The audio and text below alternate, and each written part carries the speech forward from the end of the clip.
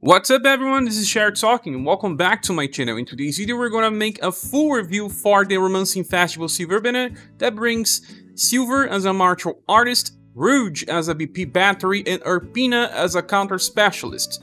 Well, this is a GLEX banner with some interesting designs and I really like everything that they offer. Some new stuff, some mix it up setups, and we're gonna start talking about Silver.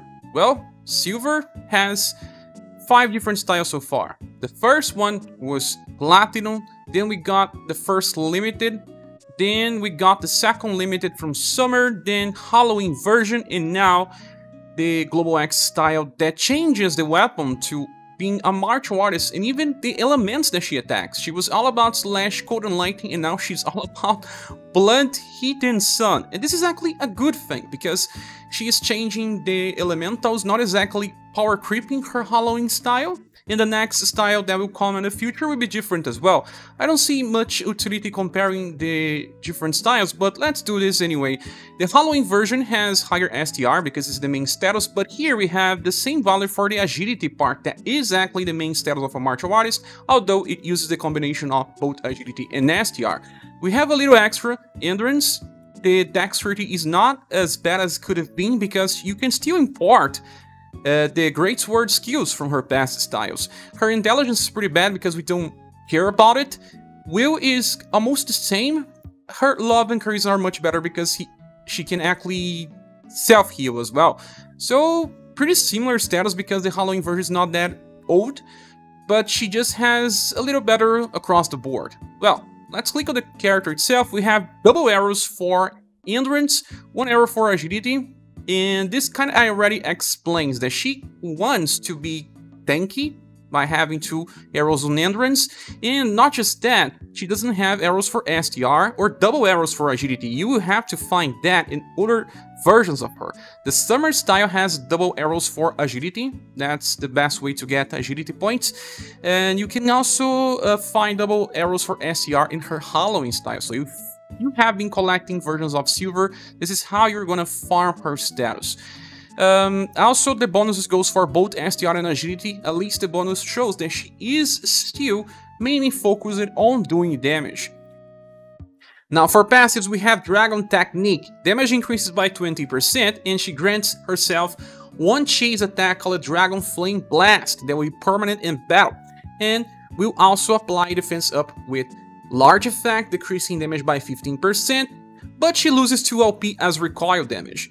You can also apply this as an active skill with All Species Dragon that costs 2 LP but also 6 BP, granting herself another defense up, so you have minus 15% and again another minus 15%, 2 stacks of the follow-up Dragon Flame Blast, and this skill is a single target attack that deals B power with heat and sun damage. Interesting because she was not known for this type of elements. Now she is actually a sun specialist.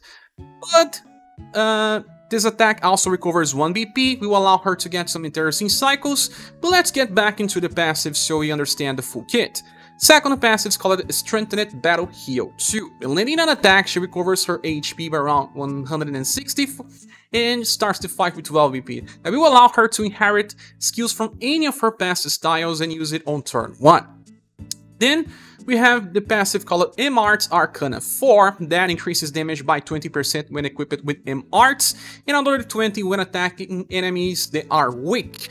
So, because she can even inherit Great Sword skills, they will still work with M-Arts Arcana 4 because you don't change equipment when you inherit those type of skills. It's a strange thing, but she will always have 60% when attacking weak targets, no matter the skill, or 40% when attacking neutral targets. So, first thing we need to understand, Silver is akin to Leon bullet system and not to Shuzer stacks of multiple attacks.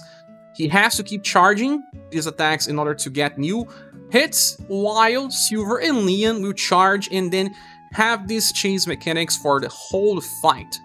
So, start the fight, you get the Dragon Technique trigger, and then you use Auspicious Dragon, and by turn 2 you already have 2 stacks of defense up and 2 chase attacks. Then this chase attack will recover 1 VP, allowing her to get cycles of 5 VP per turn. And, well, we have 2 different attacks to use. The first one, that's skill number 3, is called Growling Tiger, Roaring Dragon. For 12 BP cost, you have a single target attack with Blunt and Sun, triple S damage, we don't know the mod, should be high, but also applies damage block 1 time with no turn limit. That means that it will last for the whole fight, and if you don't get hit on this turn or any other, it will just be there. You can even stack this. It matters more when a boss fight has just single attacks instead of multiple attacks, because by that she will be protected. So, after using this attack, she will follow up 2 times, so the damage will be good. Stronger than any attacks with 4S damage, for example.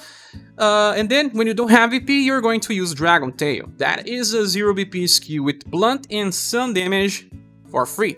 So, look, what's the common element here? Sun. I don't know why, but Lunar New Year always brings Sun damage. She opens with Sun, follows up with Sun and Heat. So, not all enemies will be weak to both Blunt and Heat, so she is much more a Sun nuker than anything else. And when you don't have VP, you still have the Sun element here. Leon does not do Sun damage. Shuzer does not do Sun damage, so she has a place in the meta because she actually attacks with a different element. And she also works better by the use of Paean of Victory from Matriarch that buffs STR, Agility, Intelligence, and Endurance. Things that will work well with this version of Silver. And we can inherit great sword skills, like I said, if you don't like Rolling Tiger, Roaring Dragon, because, well, it's actually weaker than the attack Acrobatic Thunder from her Halloween style. But this one attacks with Slash and Lightning. If you are on a Remembrance battle, the enemies are weak to all types of elements. But you won't easily find an enemy weak to Sun and Lightning or Sun and Slash, so this doesn't really work that well. In the future, she will also be able to amplify Vandalize, this attack here that comes from her Platinum style. And this will become 3 hits of B power. This will already makes her a very strong attacker with an attack that has very high 4S potential, and then she still follows up 2 times with B damage. So, very strong, and in this case I think she beats Shuzer, but only if she is hitting weak damage on both hits, with both Slash part and also the Sun part. So, it becomes hard to just keep switching between the elementals and still hitting the enemy weak points. So those are the most important skills that she can actually use in boss fights. Now, if you want to use her for farming, she also works super well. Even without using Auspicious Dragon, you can place her on a Hurricane formation in the front line, or even on an Amazon with Dax, or in a Rainbow Ranger, and she's going to do triple S damage and then a follow-up with B power. This already makes her strong as Leon is for farming, but she is essentially just for single target. She does have some AoE inheritance with the Halloween style, but it just does not make sense. This one is better used with the Halloween version. And from her Summer style, we have the Storm Roar that will be amplifiable to S power, but this one is also better used with the Halloween style, because this one can use it on turn 1 and on turn 3 if she kills some targets. Besides, she's all about attacking with single target damage, either for farming or on boss fights. This is her main gameplay and what she excels on. So let's give another look on this. When she attacks with any of her skills, she also recovers HP by around 160, like I said. And then, because she follows up 2 times after using Auspicious Dragon, she will be recovering around 480 HP, close to 500 every time that she attacks. We have around 2000 HP now. That means that she will be healing 25% of her totals just by attacking. That makes you very sustainable. She does not really need to be healed that often. And you can solo some content with her, like, I don't know, maybe some old Remembrance battle, maybe the stage 150, we'll have to see that. But Silver is a very strong damage dealer, comparable to Shuzer, and if you didn't get Shuzer, then it's much more interesting to summon for Silver, but even then, like I said, she deals different sorts of damage and she excels on doing this. She's also very defensive with the damage block and the defense up effect, and even her future style just adds more utility into Silver instead of competing against this version. We have to talk about that. Okay, so this is the style that JP got, and we have even lower status, as you can see, 112 and 104, lower endurance but bigger will, and the style here has an interesting mechanic. Still has a free skill on the top, it still has a 12 BP nuke attack, and also has to manually cast a 6 VP 2 LP skill that allows her to trigger the chase twice, because the trigger comes from the first passive, and it's a follow-up attack that is only C power, but also recovers her HP, because she does not recover HP by passive, it's only by the active skill. And then she has 4 BP per turn, always, because the skill itself does not give her BP. See, they kind of interchanged the things, allowed the skill to heal, but removed the heal from the character itself, instead gave her 4 BP all the time, with also 12 BP on start, so she can also inherit wherever she wants. Instead of giving her defense up, they gave her heat up, so that she has 30% from heat up, and then 20% from her protect high tension, so she gets to 50% damage increase only. She loses to the current global X, but she has high protect tension that actually has similar damage reduction when compared to the 2 stacks of defense up. But the main difference between the styles is that she is not as focused. She's more of a cold damage dealer. She opens with this and then follows up with that. So blunt and cold becomes cold and lightning. And then Jackie Fist attack, the free one, it's blunt and lightning. See that she's not attacking again with cold. Although this attack is the weakest one, doesn't really matter that much, but the Global X style has Sun in the free attack, in the nuke attack, and in the chase attack. So very nice. But the main difference is that the nuke attack here, instead of applying the block mechanic, it applies a morale up that will increase her damage by 50%, and it lasts for only 1 turn. So in this specific turn, she will open, and this is cast before she even acts, so the skill itself will benefit from this, and after that she follows up with Frost Leveling 2 times, and those will also benefit from the morale up.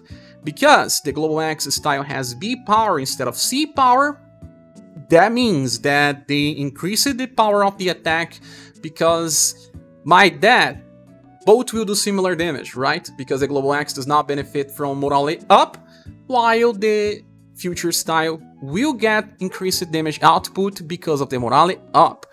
That means that usually the next style will do more damage because of the morale up, but only on the turn where it can nuke. Usually, on average, the damage will be very similar, because, well, here we have only 4 BP per turn. That means that we can nuke every 3 turns, right? In Global, we get 5 BP because of the chase mechanic. We need 12 BP to nuke again, right? So we will be able to nuke with Growling Tiger, Growling Dragon more often. We have a 5 BP cycle here, whereas we have a 4 BP cycle in the JP version. But here we have damage block instead of morale up. What matters the most will depend on the situation. Usually, I believe that damage block will be more interesting because you also get 5 BP per turn, whereas the older version will have cold damage and a little extra damage, but very small. JP players made plenty of tests when Silver got released on JP, and in 8 turns, Silver and Leon will do similar damage. Beyond that point, Leon breaks and no one can match him. Not Shuzer, not Silver, but we already knew that. But again, Leon is strong against mainly blunt, but also cold and slash. Both Shuzer and Silver do different types of damage, so they have the place in the meta. So Silver is a very powerful nuker and a boss specialist that will be on the top of the game. She beats Kaiser by far. Remember that I said that Kaiser was more for fans and you should skip him? That's the reason why. He can't keep up, his damage is not that big, but I think that he still has that mechanic where he can heal with his Perfector style, and that may be interesting in Remembrance, and they can still use it together there. But Silver is totally the most powerful character of the bunch, and she will be receiving a triple S grade for me, and similar to Shuzer, both are very good. Shuzer is a little better, I believe, in most situations because guns are overpowered and he also buffs all status, but Silver is not that far behind, they are very similar, hence why she deserves such a high grade. And now it's time to talk about the second Global X Urpina, and I was pretty excited, wondering what they would do with this character. Well, we just got a new S style that I'll be talking in a little. The first style ever is this one, the Power of House Julianus, very old. Then we got the second Platinum, called it I Will Never Back Down. Then we got the UDX that's still relevant, called it Not That's Dual Wielding. Then we got the Global X, called it I'm Ready. Then the mask version, called it Now That's Zero Wielding. And then now Spring is coming. We have to understand all the different inheritances these styles bring, but I do believe it's better to compare the status between the three last versions: the Christmas version, the masked version, and now the second Global X. As you can see, we have 106%, that is better than the Christmas, but not better than the mask version. We have a similar endurance to the mask version, that is better than the Christmas, that it was just a farmer usually. Then the dexterity between all of them are very similar. We have now much higher agility, and it does make sense. We'll have to talk about that later. Her intelligence is inferior, but she's not a debuffer anyway. The will is highest one between all versions of Urpina. Her love and charisma are not that good, but at least the charisma is better. So, mostly an upgrade over everything here, just losing a little for STR. With that said, we have double arrows for STR, so you don't need to use other versions of her. One arrow for will, and she doesn't have bad status for endurance. She can take some hits because she has high protect tension. The agility being high will help her in some scenarios, and the charisma being a little higher is because she can actually self-heal. Now, if you want agility, you can find on that mask version. And if you want to find good endurance, you can even go for her A style. That's actually very nice. You don't need to look for a premium one. Okay, the S style also helps getting love and charisma if you want to, well, get better kills. Moving on. First passive is called Strengthened Practice 2. When landing an attack, any attack, she recovers 1 BP, and on start of the fight, she starts with well. This allows her to inherit all skills from previous styles, save for only one on turn 1. That would be Dual Win Plus. This skill is very strong, but we'll talk more about that later. And the second one is called Surprise Attack. When hitting a weak target, you will apply Defense Down. That decreases the defense of the enemy by 15% and lasts for 2 turns. You also get 20% increase in damage when attacking weak targets. This is the same passive that we've seen in the past with Dark Global X style. And it's interesting because it's something unique and very recent on JP. As you can see, it's just the same passive. It depends on the defense of the enemy, but when I was using Dark, each stack of this was just increasing the overall damage of everyone in the party by 5%. Well, if you have plenty of damage dealers, this kinda helps, but there's one big thing about this that I'll talk later.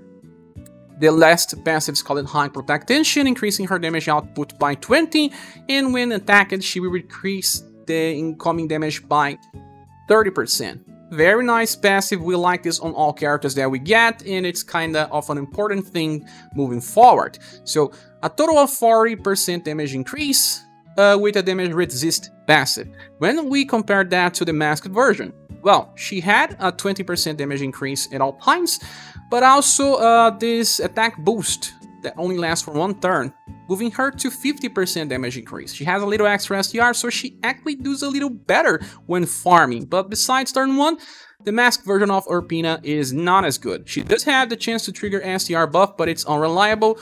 I much prefer the current version that has a balance between everything. Now, skill number 1 is called Snow Rabbit Slash, a free skill that is single target only and slash and coat with E power, very similar to normal attack, but it will recover her HP by around 170s on general. Well, you understand why. Then a second skill is called Plum Blossom in Snow. For 6 BP you have a full AoE attack with only D power. Yeah, it's pretty weak. And this one will apply morale down small to the targets. Because of this effect, your attacks are usually weaker. Morale down, it's nice because it cannot be cleansed by the enemy. You will decrease damage on the source by 15%. We have stages where the enemies will keep applying Defy weaknesses, so debuffing them will not be helpful, and you have to rely on different setups like applying morale down or attack down. Those are different. Attack down stacks, morale down doesn't. You can only apply this once. Or guard up or defense up in your party, or even status buffs, that is if the enemy will not remove your buffs. So it can be interesting in boss fights like that. And she applies this on turn 1, will only need to apply again on turn 4. And that's why she has high agility, because this needs to be used before the enemy attack in order to decrease the damage before the first hit. And its AoE will work also in multiple enemy scenarios, but she's not the best one using morale down, in my opinion. And then the last attack is called Failing Petals for 10 BP cost. You have a single target fast attack that will do S power slash damage only. And then after that, she will enter an evasive counter stance. That means that she does not take damage. And when attacked directly, she will counter with Dual Winter Plum, a double S attack, single target with slash and cold. Yeah, as you see, she's a slash and cold specialist, making her different than the past versions, because the mask version is all about slash and blunt. The Christmas version is all about slash and sun. Now we are all about slash and cold. Only the first hit is just a slash, but the counter itself is slash and cold. And when she counters, she will recover 1 BP, and you can get this to level 99, and the counter will be pretty strong, to be honest. So, you get 1 BP because she gets, remember, 1 BP when she attacks. So, Failing Petals, 1 BP. Counter, Dual Winter Plume, recovers 1 BP here, and another one over there. So, when she counters, she actually gets 2 BP back. What does that mean? If you trigger 3 counters in that turn, she gets enough VP back to use Falling Petals again on the next turn, with 3 counters. Because she starts with 12 VP, it means that, well, at least once you can just counter 2 times and you still have enough VP to use Failing Petals again over the next turn. And if you see the raw damage, it's not that big, because, well, it's double S power, right? We have to talk about some other characters, like even the now platinum version of Gen counters with triple S with apathy, triple S 61. It's pretty the start of triple S. I believe that Urpina version will be on the end, not that far from apathy. Gen will buff his own STR when he's countering. That's actually very nice, something that another character does similarly, and that is Princess Light. She has this recurring region where she buffs her STR and recovers HP. But in her case, it's a defensive counter stance. She's going to take damage, just like another characters. Gen at least evade, but he needs to counter so many times in order to keep using this attack that he will have some off turns where he cannot counter. Another comparison can be Sekisushai, because Sekisushai also counters with slash. But his case is pretty different. We open with Disarm, because this one is an evasion counter stance. And then he has a chance to decrease STR of the enemy. Well, this is not the important part, but he will counter with only 8 power. When he gets to overdrive, because he builds up pretty fast by being hit, he will use Jolting Slash Plus on every counter on overdrive. That allows him to do insane amounts of damage. When he's on overdrive, he's unmatched. But before he gets to overdrive, Urpina will do more damage. But, well, the clear winner is still Sekisushai, and that should be important. Another slash counter is Boston, because Boston counters with slash and blunt, with pincer time. But his version is defensive. He takes damage although he decreases, counters 3 times, tries to debuff 3 times, so another competitor. But, again, slash and blunt. Sekisushai is slash and lightning. Urpina is slash and cold. All of them will have some place in the meta because of different elementals. Sometimes you can use neutral damage, but when you have specialists, use them on specific content. And one thing, after she counters, she will trigger surprise attack too. If the enemy is weak to at least slash or cold, she will apply defense down. This lasts for 2 turns, right? And if she counters 3 times, she applying this 3 times. You are applying minus 45 defense. But in my tests with Darkia, each stack only affected 5% more damage to the party. At least you still get plus 15. And if you manage to use Feeling Petals again, your damage will scale by itself and will help if you have other damage dealers. This is actually pretty interesting. But you can also do something else. You can look back in her UDX style, now that's dual wielding, and inherit Torrent. It's also 10 BP, it also opens with 1 hit, it also recovers 1 BP when she counters. But this one counters with full AoE attack, slash and pierce. So very different than slash and cold on single targets. If you have the UDX Urpina, this allows this current Urpina to shine a lot because she will work in different scenarios. Slash, pierce, hold, single target, and AoE. Now, another interesting inheritance comes from the UDX style again, and we have Crossbreak. This is an 8 BP attack that has 2 different attacks inside of it. Opening with double S power, 50 mod, and then a follow-up that is Row with D power. When we combine the 2 skills together, they are like 4S damage, and this allowed Urpina to stay in the meta for quite some time for single target. And you can inherit Crossbreak here, and it will apply the defense down effect, allowing other characters to do more damage.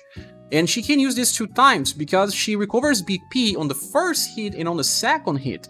That attack is, well, 8 BP, but essentially since you recover 2, it's only spending 6. So you can actually use Crossbreak many times in a fight. If you don't have anything else better for slash, if you don't have even Leon, you can actually stack some BP on the start of a fight, and then after some time, you use many Crossbreaks in a row. Will help, but I still don't believe that she was made for this. She is better as a counter specialist when the time comes, and if you don't have any other morale down inflictor, she can also be someone to help you decrease incoming damage. For inheritance, I don't think that many of them will work so well, because the Christmas style works by herself. She has 40% damage increase too. She will just use Holy Shining Sword and Sun Flash. If you inherit one of these attacks, you will not have a perfect AoE cycle. Just use her as she is. But then we have the Dual Whirlwind Plus skill that I said. So if you have a fast attacker on turn 1, you can just impart from this Urpina Dual Whirlwind Plus, and she will use a fast attack on turn 2 with double S power that it's even critical against flying enemies. This will probably clear waves. Then another inheritance that matters comes from her new S style from the event. This S style is actually insane. It starts with 12 BP. I never saw an S style starting with 12 BP. I may be wrong. And also has 20% damage increase with a chance to increase it even further. And has this attack called Shimmering Slash. This will be amplifiable in the future. On JP, it is a triple S row attack that is also fast. So, you can even place her in the backline of a Magia fight formation and inherit this Shimmering Slash, and she will attack on the first turn with this attack. Or you can place someone else in the front, you will decide. But it is just as strong that we'll be able to clear waves. Also, the first attack, first slash, will also be amplifiable, and this one buffs her own entrance, just herself. And we reach deep power in 3 BP when it is amplified. The reason for first slash to be 3 BP is that when it amplifies, you can open with Plum Blossoms in Snow. And then because you don't need to apply on turn 2 or turn 3, you switch into this attack, First Slash, to save VP, and then on turn 4, you go back to Plume Blossoms in Snow. So you save VP, and then maybe when you get to Overdrive, you have Strong Attack. That's how it actually works. Another inheritance is Heaven on Earth Plus, that it's not bad, but it's just nothing special. She can use this 3 times in a row if you don't have anything else, if you are a new player. And yet another one will come from the first Platinum style. Doppelgangers Plus is okay, triple S damage, and can be used for farming if you don't have any other strong single target attack. Now for the masked version, we could inherit the Radical Foul Play attack with triple S damage, but I do believe that this is a little too costly, and well, we do have plenty of blunt damage dealers to inherit such a pricey skill. But for farming, it definitely works. After that, she's just going to use No Rabbit Slash. With all that said, this is Urpina. She is an upgrade for the counter mechanics of Urpina, while also offering Morale Down for those that don't have any other option. Like I said, I do believe we have better Morale Down inflictors like Rock Bouquet, like also Goddess, like even the version of Doll that we got with Minstrel's Banner, so there will be even better ones in the future.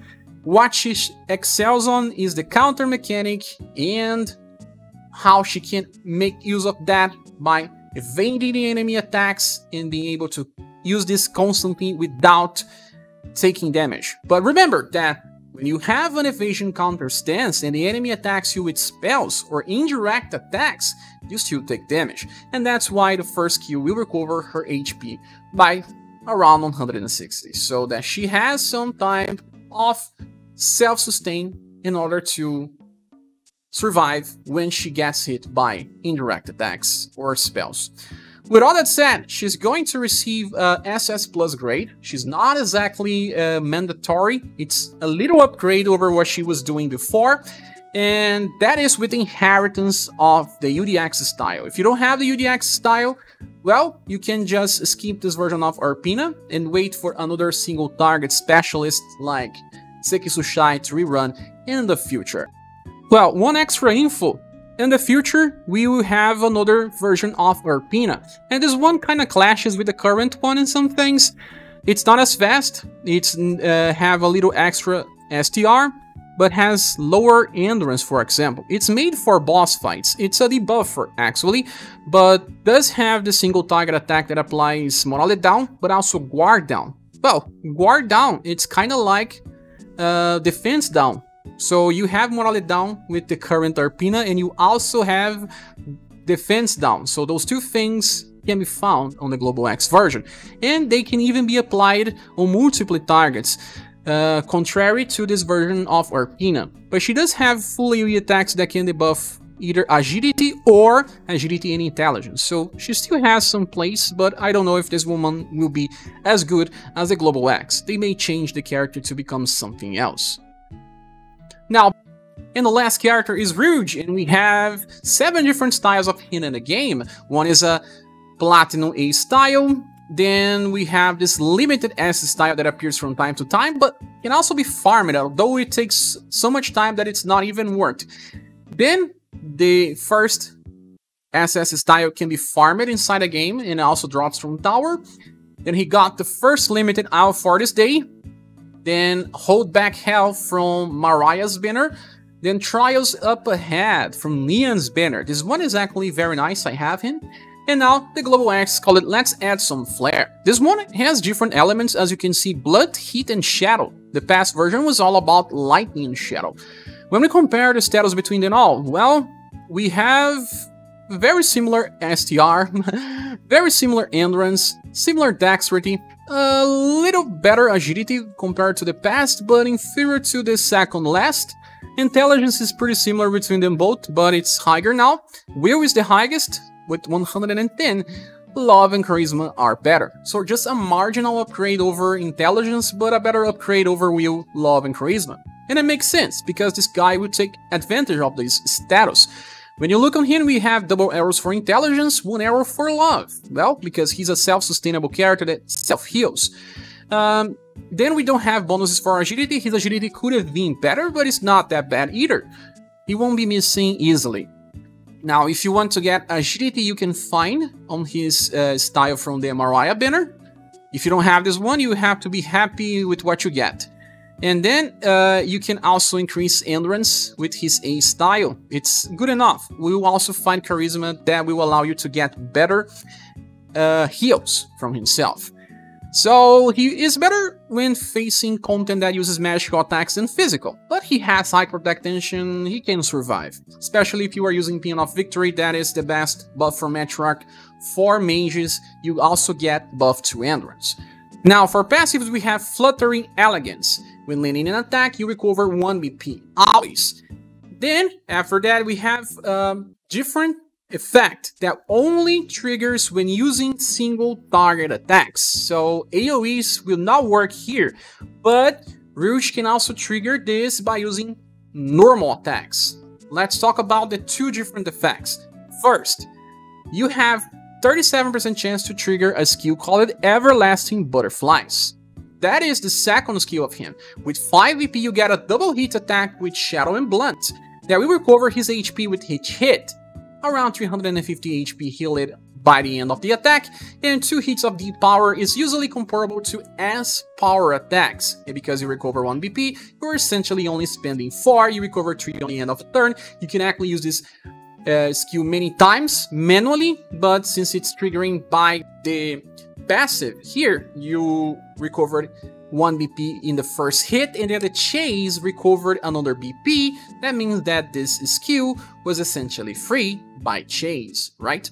Then the second effect is 25% chance to follow up with Blooming Fireworks Plus. This is the spell that came from Rock Bouquet. We'll talk more about that later. It's a full AoE attack with Shadow and Heat damage, 8 power, strong, right? And will recover a random amount of all surviving allies BP. Either 1, 50%, or 2, 50% too.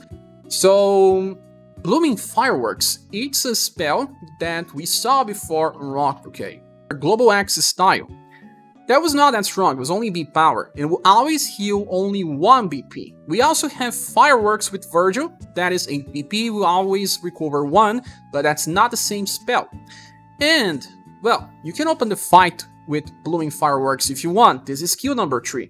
But when you are doing this by chase, again, this will also trigger the Fluttering Elegance, that will recover 1 BP, always. Then, he will also recover himself at least another BP for 2, or with a 50% chance, recover 3 BP on total. You get another 3 BP on the end of a turn, so look, you recovered 6 BP on that turn.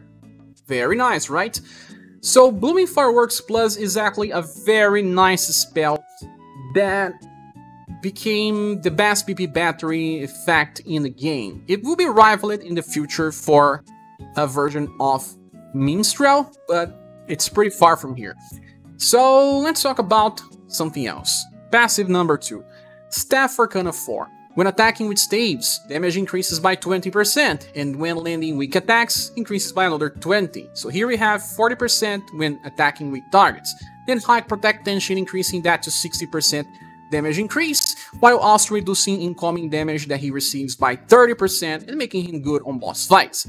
So 60% on weak targets, 40% on general, and we reduce the damage he receives while also getting 1 BP by attack, 25% chance to chase all of his single target attacks with Blooming Fireworks, 37% chance to chase with Everlasting Butterflies. One important thing here, only skills that you use it will be able to trigger the chase attacks.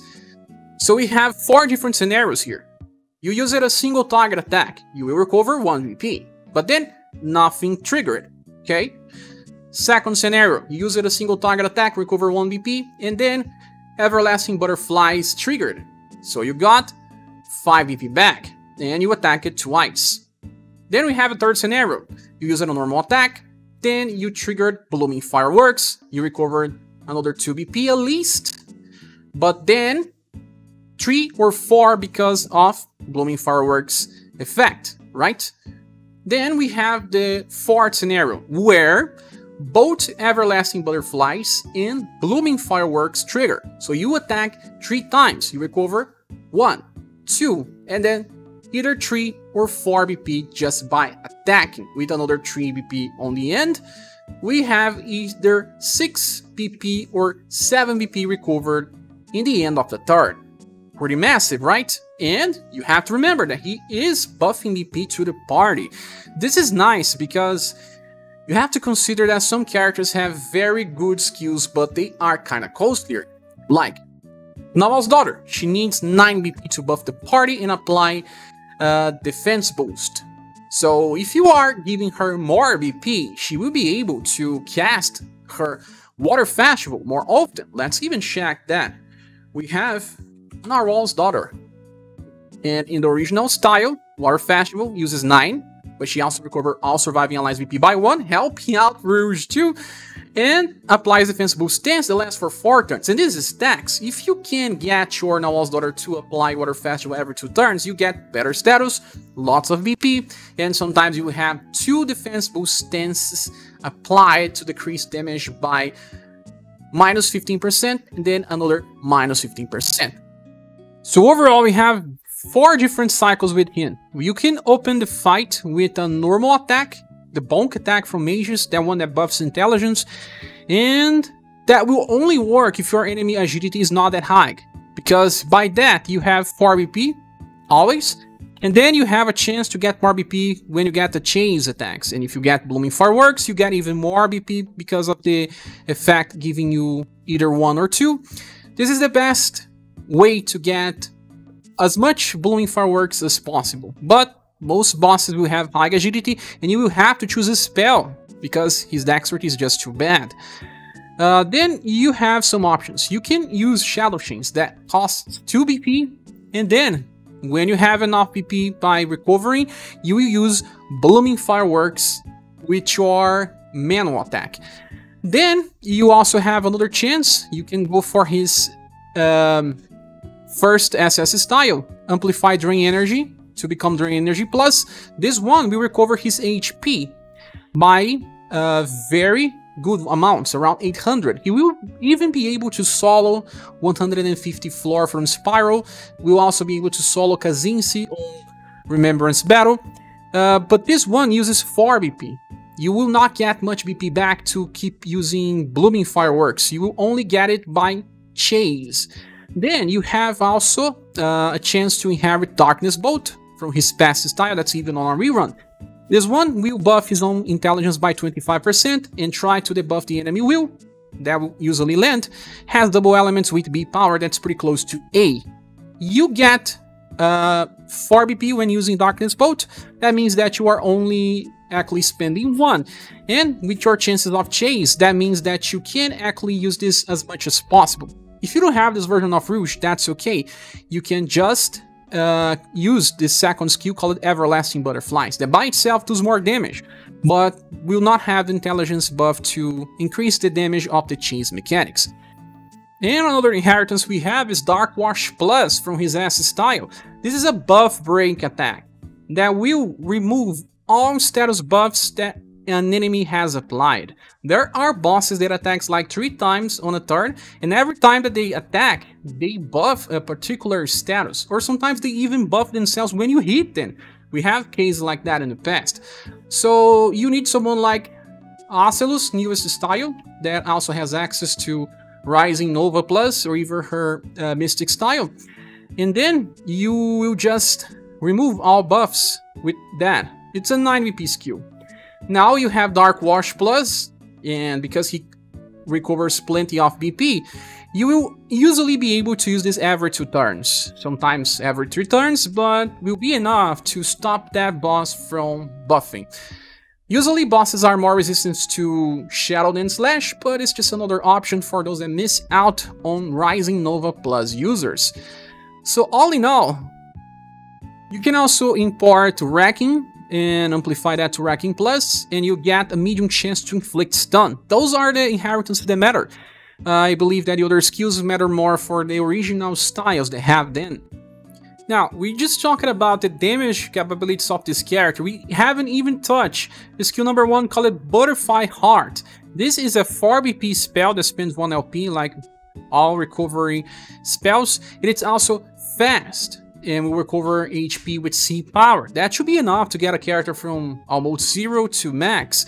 And then also grants the target 1 damage block for 1 time in 1 turn. This is actually very nice. The first shadow mage that can heal, and he will apply this damage block to protect the character that needed to be healed. So let's say that you are using Leon and you are very close to killing an enemy, but you need to heal Leon in that particular moment. And then, well, you heal him to max, and then that hit then will kill him, will even be blocked.